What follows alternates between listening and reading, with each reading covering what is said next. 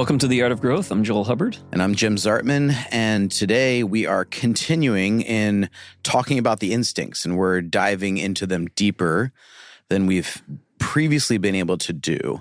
And so the last few weeks we did separate episodes on the hunter instinct, the farmer, and the teamer.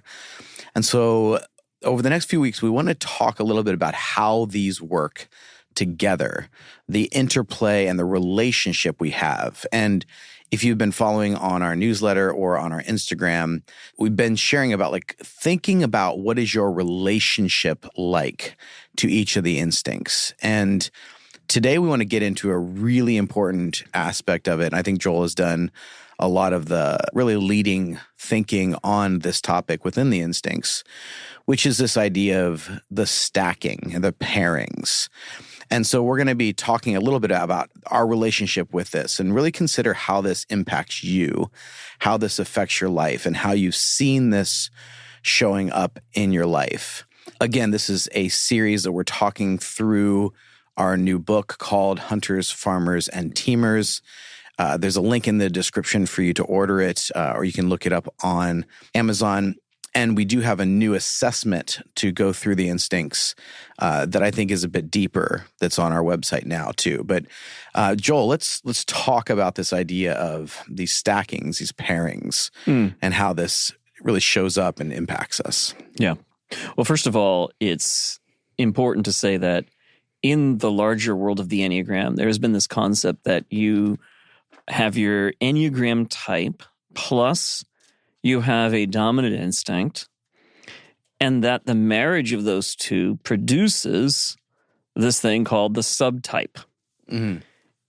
And so that has been pretty consistent for a number of years in terms of the thinking out there.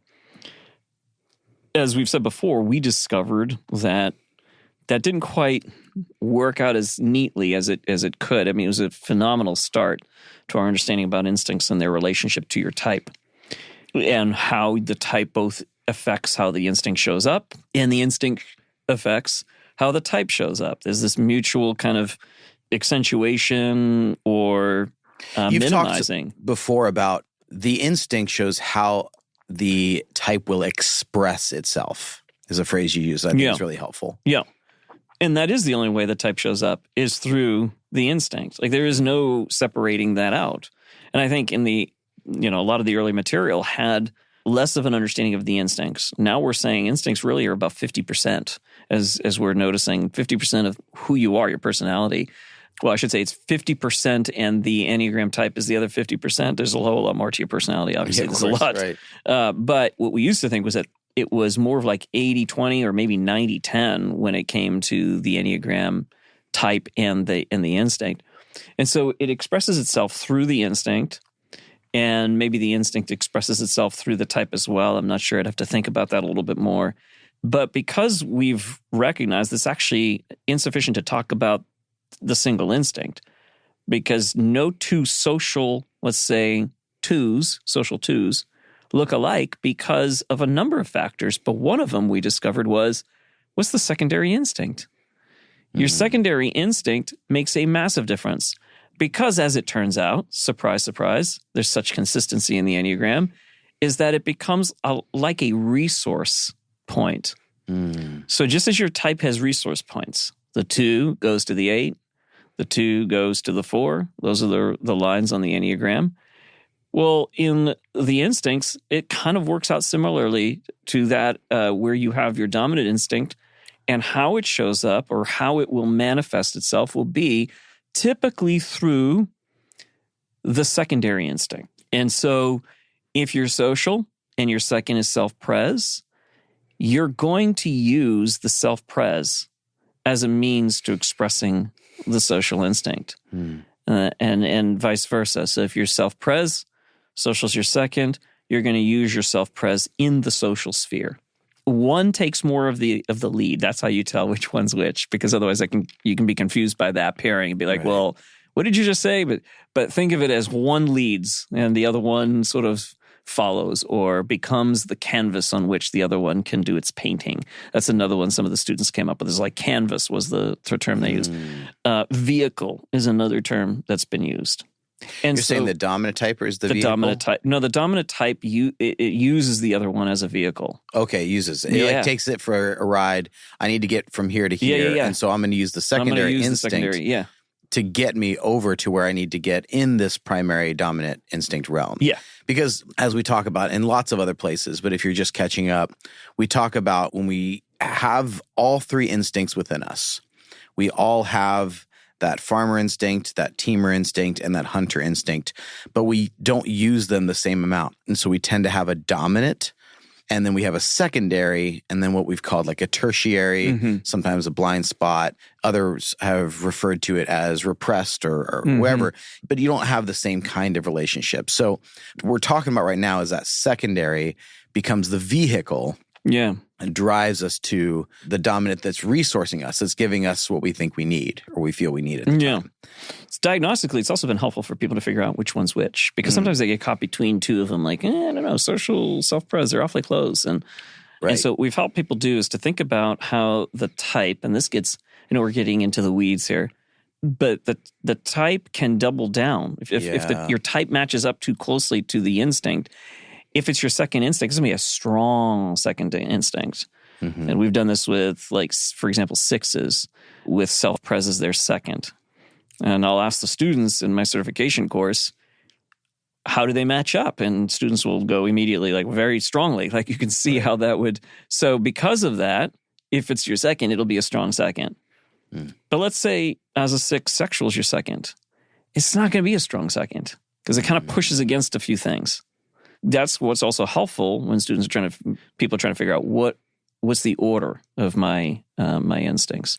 Yeah, I'd be curious in your thoughts on this, because when I was talking through this with the corporate certification students, how many of them changed their mind on their stack when we started going through it. And they had thought their stack was a particular way. And I wonder if part of this is tied to that, like you're saying, certain times the instinct doubles down on it. People have used the phrase counter type to say when the instinct kind of pushes against the natural way of the type. But the students were looking at it through the lens of not just what I've had to be, but what I would love to be when I feel the best. And that made them kind of change some of their stacking. Oh, yeah. So all of this is doing this little interesting dance that I feel like we're still diving into. And I know we'll all, with everyone listening over the next, couple of years, like we'll figure things out. But there is a really interesting dynamic and movement there. Yeah. Yeah, because in some cases, your tertiary instinct, the third instinct can be also a resource. They're not always used as resources. So, for example, if you have somebody who's self-pres social, they're probably not going to go to visit the sexual very much because that works against both of those instincts, really, particularly in that order, self-pres and then social. It's like, well, I'm protecting, but I also want to belong to a group. But what instinct is going to push? What's going to push you outward? It's not going to be much. But what we have found is in the cases of sexual who uses the social as the second, when wounded or when there's been quite a few traumatic events, they will use the self-pres as a resource. And so you think about people that have self-pres and then trauma, it's like not much is going to push you out of that self-pres instinct. It's going to keep you there. I'd be curious if you could share a little bit about when you say you use that instinct. So what do you mean? Like, what's going on internally? What are you facing that you're feeling like, oh, I need to use this one or I need to use that one? Yeah, well, if you've been hurt, and it's not just one hurt, it has to be multiple, it has to be consistent. There's a point at which then you do go to, every human goes to self-pres, even if it's not your dominant. That's the protective instinct. So it's going to keep you from being wounded again. Whenever we're not in our dominant, it protects us, or it somehow, does not wound us, at least, but it doesn't nurture. It doesn't nurture us. It doesn't give us life. Yeah. Right. That was one of the helpful tips to one of the students was, oh, right. I was wondering which one was my dominant, secondary, and so forth. And it's like, oh, yeah, that one protected me, but it didn't give me any It didn't nurture me. See, I think this is a point where a lot of people are getting stuck, and this could be really helpful because I think so many times when we're learning a system like the Enneagram, we're learning a system like the instincts, we are running this through the filter of our current reality. Not kind of always who we've been, but where we are right now. And so I think a lot of people have actually misdiagnosed their stack because of that right there. Like, I've been doing this thing, and so I see myself doing this thing, and I identify with that instinct. But if we were actually asking, well, what nurtures you? Yeah. It changes the question. And then a lot of times I think people hit this point where they realize, I haven't actually been nurturing myself. I haven't been doing the things that are life-giving for me. Mm-hmm. I think I've been in a survival mode or in a stress mode, and I didn't even realize it. Yeah, that is a big part of the discovery process, is just what did you have to do to survive? Did you have to live in your secondary instinct? You know, if your culture of upbringing emphasized the second or a particular instinct, it's going to be difficult for you to not at least try to live in that instinct for a little bit, even if it's your repressed one. So family system, let's say social was your repressed, but your parents were constantly talking about the greater good, of the whole, and taking you to community events. Yeah. Oh, like yeah. Outreaches of serving the community, taking care of. Yeah, absolutely. Yeah. One of our clients said that, and it was like, honestly, it was just so exhausting, but yet at the same time, there was like a moral value placed upon that. Well, yeah, I mean, that's probably why they're out there, like in the marches, at the protests, serving in the food kitchen. Like, you're at those things because you're feeling like I'm doing something for the greater good. Yeah. Yeah. And so you're a farmer and or self-pres, and you're dying. You're saying, I must be really selfish because I want to just go home and read a book, or I just want to. Or I want to solve this in a different way. Or I want to do it. Yeah. I see what they're doing, but we should be solving it differently. That's also very true. Yeah.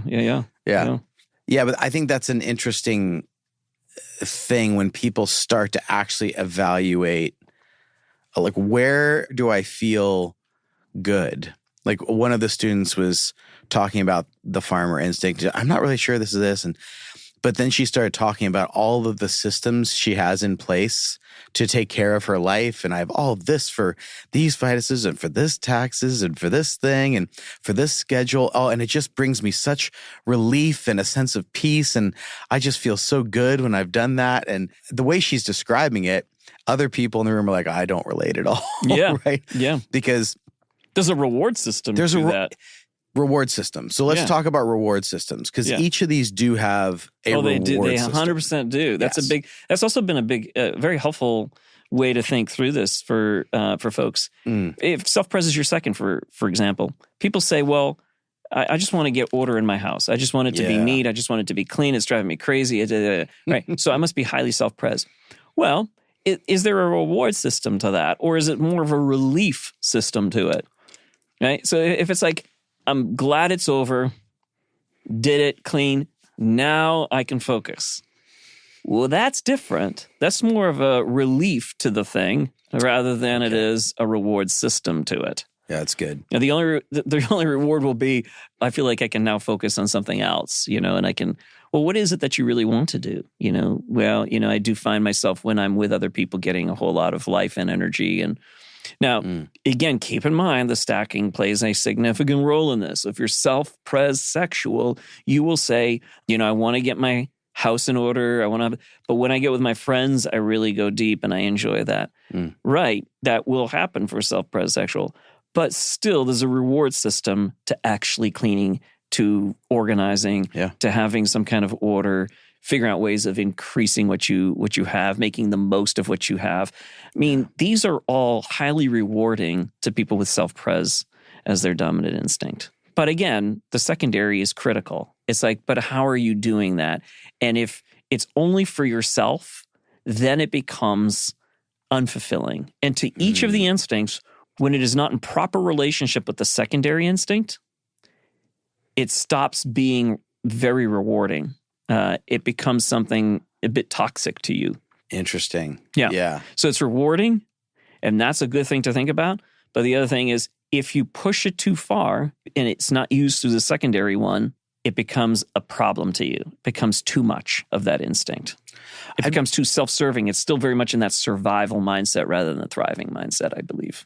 Right. And we talked about this in a podcast at the beginning of this series on meaningful work around we don't entirely believe that it feels like a valuable purpose if it doesn't serve outside of ourselves in some extent. Yeah. Yeah. But I'd really be curious to hear people's thoughts on this reward versus relief and how that works for them. That'd be very interesting to get people's thoughts on that, because I was thinking about how I've described this in the most basic terms to people, very shallow, cursory understanding that the hunter instinct is this desire to be a part of an adventure, something that a desire for excitement, and that farmer is that for the safety, to be safe. We all have that need to. And the team are to be a part of something that's bigger than ourselves. We're a part of something. And I do know people who they'll go on an adventure, for instance. They'll like have an experience of adventure, but it's more kind of like I'm relieved that I made it through it. Yeah, entirely. It's like I survived it. Like right? I survived it as opposed to like that was such a, I can't wait to go again. Yeah, yeah. Like that is a very different thing. I've taken people on like epic hikes or bike rides or stuff, and at the end, I've seen both of those kinds of reactions. Yeah. One where it was like, that was a reward, I can't wait. And one it was like, ooh, I did it. I'm so glad. And the others were like, oh, it's just so great that we were able to do this together and have a fun time and do the thing I typically do when I get in a long car ride with people, which is I just say, tell me the story of your life. And they all laugh. They're like, ha, ha, ha. And I'm like, no, seriously, we have a long car ride. Tell me the story of your life. And I do that. And then we have this shared experience, because to me, that is a huge part of the reward as someone who's more team or dominant. I love going by myself because I like that sense of adventure. But I also really enjoy that whole experience with others. Yeah. So this is why I'd be very curious what it's like for other people on that whole reward versus relief thing. Oh, yeah. I think of it even beyond the farmer, because the context in which I was thinking about that when I said that was in the farmer as the secondary instinct. It's like it's a relief that part is done. But it's also true if social is your second, because in one sense, it's like I want to make sure, I do care about the social. But if it's functioning well, that's good. I don't get much more out of it. And remember, you and I talked about this in a previous podcast where how the teamer gets the rewards from thinking about the connections they helped others make, right, or that you helped them make with others, that there's a reward system to that. And I was sharing, have to be part of it. I was sharing how mine was like, it wasn't so much of a relief as much as it was like well, I'm glad that worked. I'm happy for you. But there's no reward system to that. There's more of just a glad that thing is working. It's functioning, right? That's great. I don't need it to be thriving.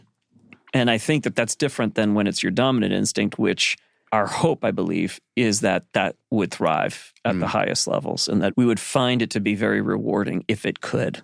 Because I think some people are like, man, my dominant instinct, it's like it's gotten me into trouble, or right now I feel like I've overdone the self-preservation. Yeah. We had somebody that was a mutual friend of ours was like, I'm so sick of my self-pres, because I've been doing so much Well, yeah, if it's not used through your secondary instinct in this healthy integration between the two, again, it can circle in on itself. The hunter the sexual can circle in on itself. The teamer or the social can circle in on itself and become less rewarding. Yeah. So are you saying that you also see what we would consider the tertiary, the blind spot, as having a potential for also being a resource? It absolutely needs to be a resource. I'm convinced that our dominant instinct will naturally and beneficially flow through the vehicle of the secondary one. That's its resource or its vehicle. It's kind of both. It plays both roles. And that the third one needs to also be a resource if the other two, your dominant two, can be healthy and integrative. So, for example, if you're social or sexual repressed, let's do that one.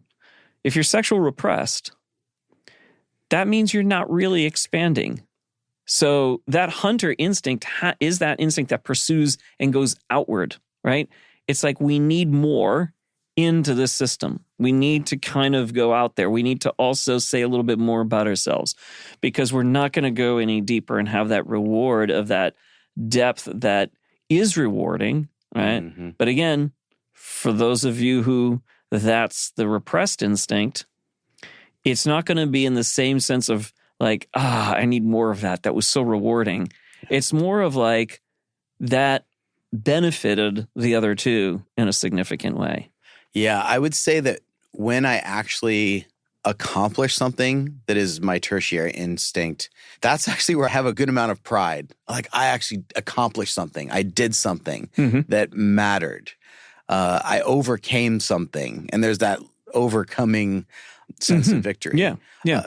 But I think that required a little bit of inspiration from people who thrive in that instinct. And this is why I think it's really good to be aware of all of these and really value them in others, because it was seeing other people do well the thing that I was afraid of or I felt insecure about or incompetent about when it came to that instinct, and then being inspired by them. Like both of us were so inspired by what Serena said at the end of the farmer very much. episode. We had to cut it off because we wanted her statement to be the last thing you heard. Yeah. But we went on for another minute of like just being so overwhelmed by how inspiring it was, the way she described it. Yeah, you could feel it in your body. I felt it in my body. Like that. For sure. That is, I could imagine myself being out in the field and actually putting my hands in the earth and having this participatory relationship with it and what it does to us. I mean, even some cognitive scientists are talking about the reward system itself or the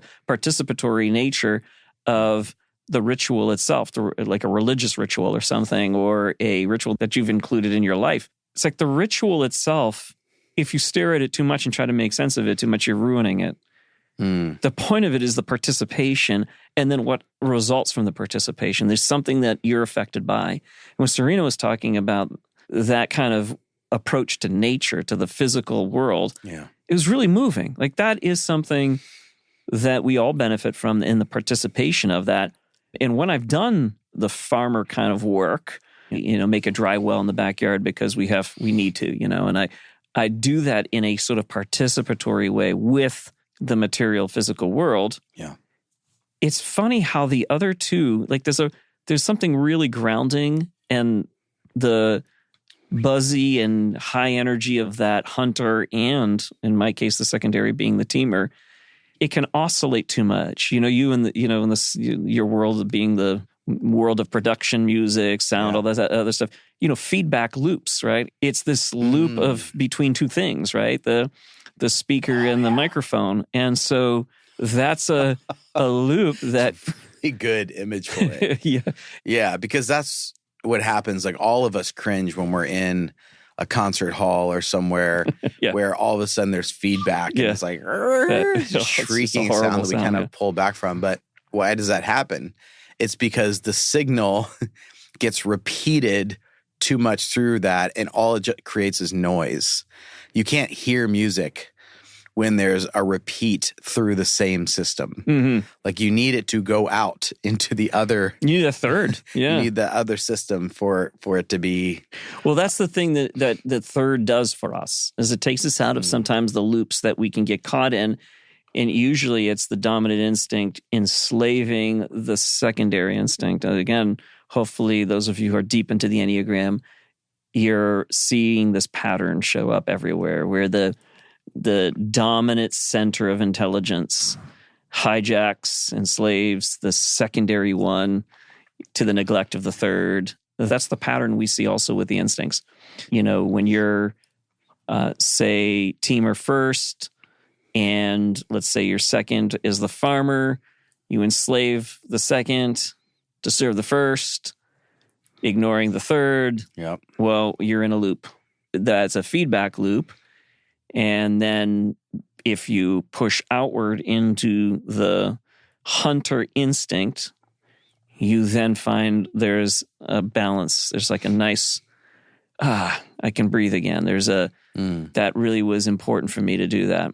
It's just, and for many of them, It's just the expression of like for those who are caught between the teamer and the farmer or the farmer and the teamer instinct, when they push themselves into being a bit more self-revealing, and they open up for that deeper connection, it's like, wow, that just made all the difference in the world. Like it took the whole group to a new level, right? And it's like, yeah, because it's great that you can do the farmer stuff, or as a farmer, it's great that you can do the teamer stuff, but it only goes so far. And when you go to that deeper level of self-revealing, or you bring a change to the group and the group thrives again, well, it served your dominant instinct, right? If you're a teamer. And that's what we're saying, is that the other two are there to help serve the dominant instinct, but it has to be a participation in an integration, not an enslavement or a type of loop.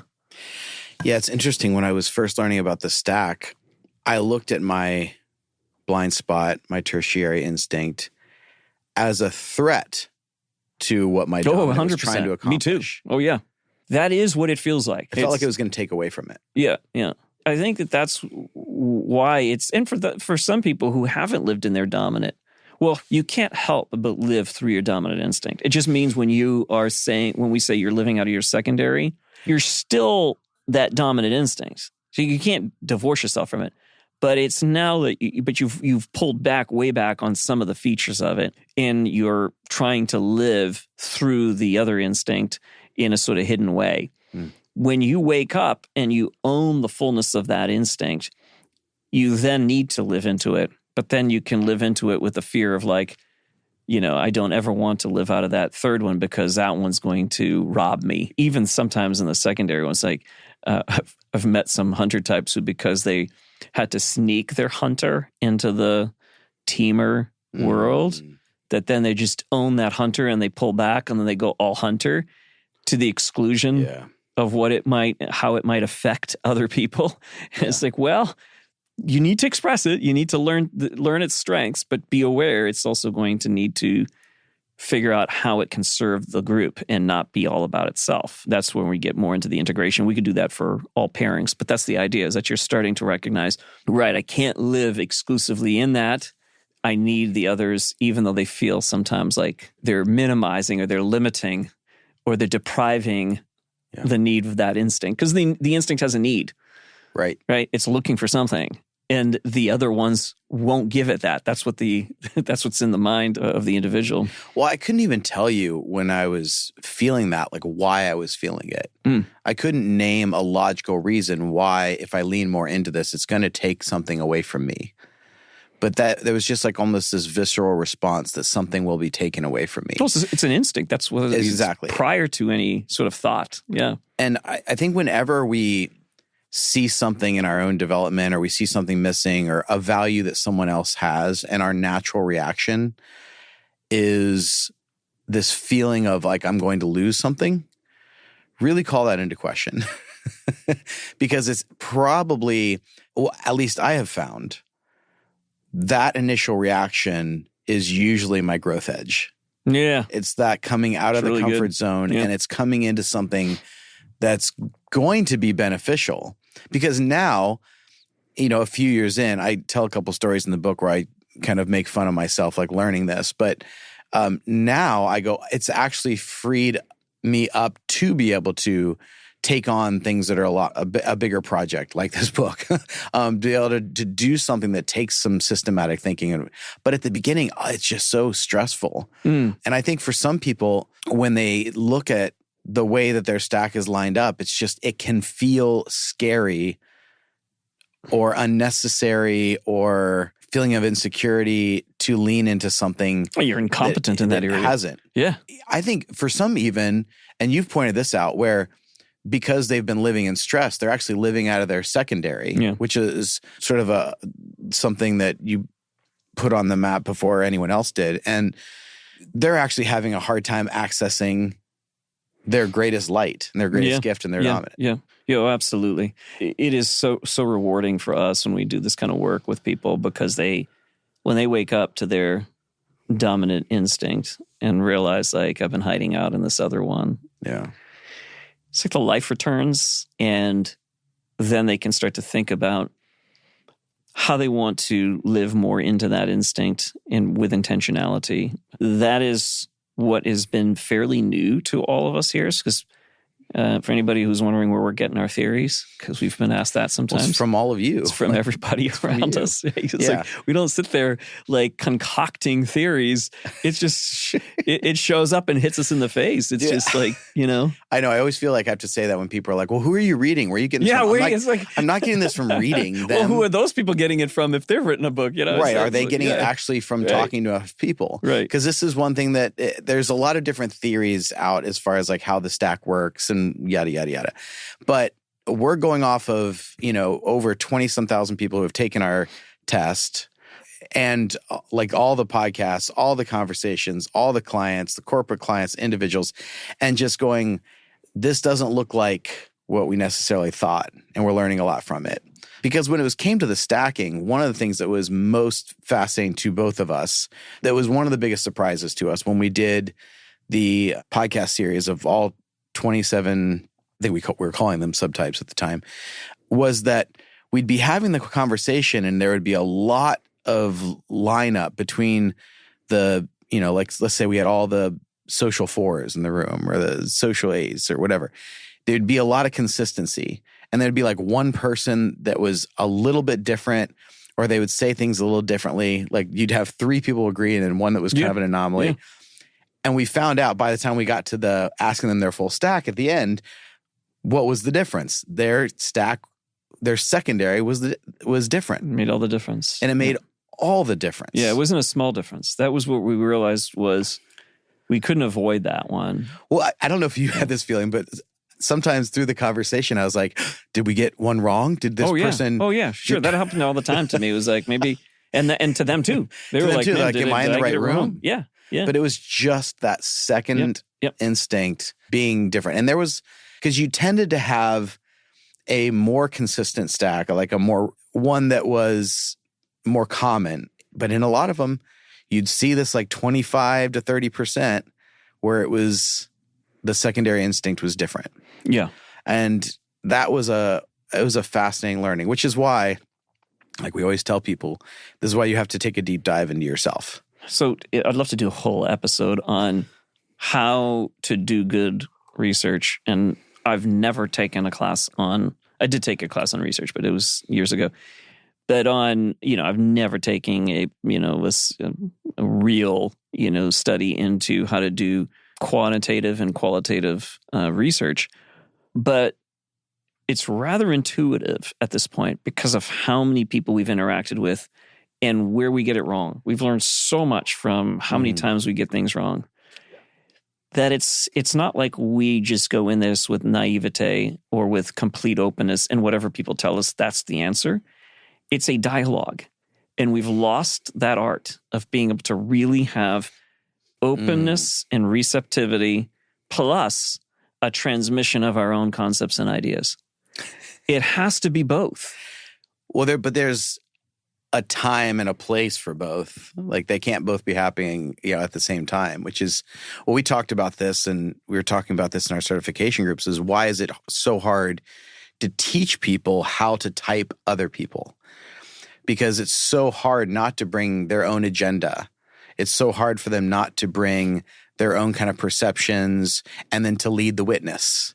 But to have, like, when we're talking about this kind of research, is like the genuine curiosity and really asking questions as far as what it's like for them. Yeah, but it's you're still coming, and all of us have a model, a mental model, and a bias of, when we're approaching people. So it's not like you can rid yourself of the bias, but rather that you're able to interact with humility, but also with confidence. So I think that's the lack of, when we're self-conscious, we can't function. We either function from a place of arrogance or we function from a place of complete, insecurity and I know nothing. And, we approach it with, here's something that we have noticed. Let's test this, see if it's true for you. And when someone says, well, it shows up this way differently for me, and then we try something, well, does it appear this way? And what's going on for you? And is this from a place of pain? Or is this like the terms we use, reward? Is there a reward to this? Mm-hmm. And as we do that, there are many times our clients will go, oh my gosh, this is a major. And so then the theory strengthens. And then there are times where someone goes, this is how it shows up for me, and our theory needs to be adjusted. And it's really true for them. And that's the reward system's definitely here for me. And this is how and so that's how we've continued to adjust and adapt and learn and grow and then expand what we know. But anyways, that's been the thing for us recently, has been the idea of the secondary and the tertiary as these are resource points for your dominant instinct. Yeah, and there is a certain extent where you tend to go towards that secondary in stress, and we'll talk about that a little bit more in the next episode. And like, at least I have found that going to my tertiary has been the line of growth, a resource point of growth. Mm-hmm. So there still is kind of to use the old school Enneagram terms, the way they used to talk about the lines, that one of them is a little bit more stress and one of them's a little more growth for me. Mm-hmm. Yeah. And I wonder if that's consistent for a lot of other folks, mm-hmm. if they feel like when they do go to that, what has been their blind spot, and they lean into it and they do the work of integrating it a bit more, at least developing a baseline competency in it, that they do feel a sense of growth from that. Mm-hmm. I would guess yes. Yeah, that would be that's our theory anyways. That's our starting point. And I've seen enough of it that it feels relatively solid, but I want to know more. Yeah. I want to see more. Well, and then it's how does that show up for you? That's the other. It's like we have this starting, but we're pretty convinced that that's what happens. Right. But let's see how it shows up for you. And then we learned so much from that. So we've brought up a lot of questions in this episode that we feel like there's going to be a lot more learning. I want to hear from. Oh, we're on the edge of this learning thing. So sometimes we talk about what we've really learned over the course of a lot of years, and other things. It's like this is where we are right now, and that's one of them right now. Is we're right on the edge of something new, and that's seems to be forming, but rather quickly right now. So it's pretty exciting. Yeah, I feel like I've learned a lot even since the book came out.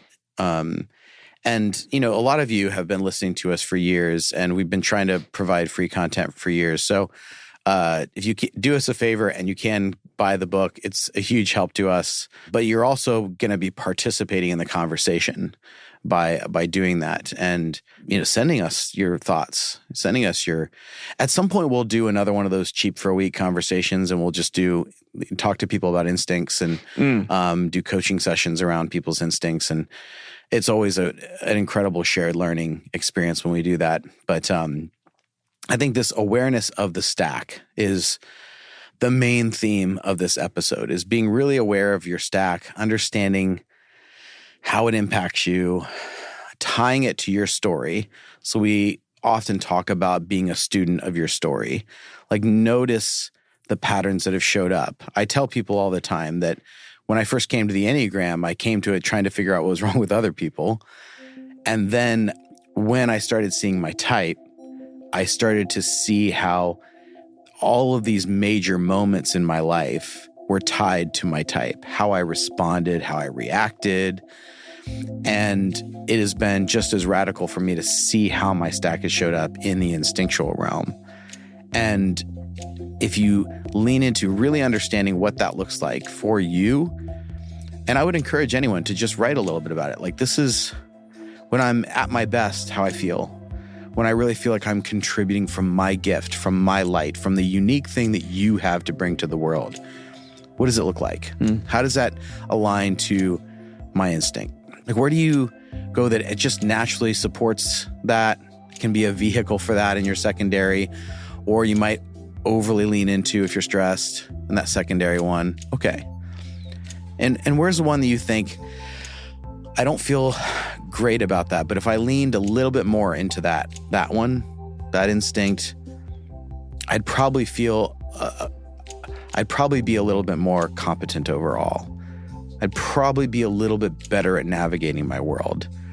And if you can do the work around that, you're going to take all of us further. So thanks for listening. You can take the new Hunters, Farmers, and Teamers assessment on our website, theartofgrowth.org. That is our new instincts test. And you can order the Hunters, Farmers, and Teamers book on Amazon now. The link is in the show notes. Based on our interactions, we are also adding content to our Instagram about the topic, which is just Art of Growth. And the best way to support the show is to leave us a review wherever you listen and share this episode with someone else. We're hugely grateful for you doing this work with us. Grace and growth, my friends.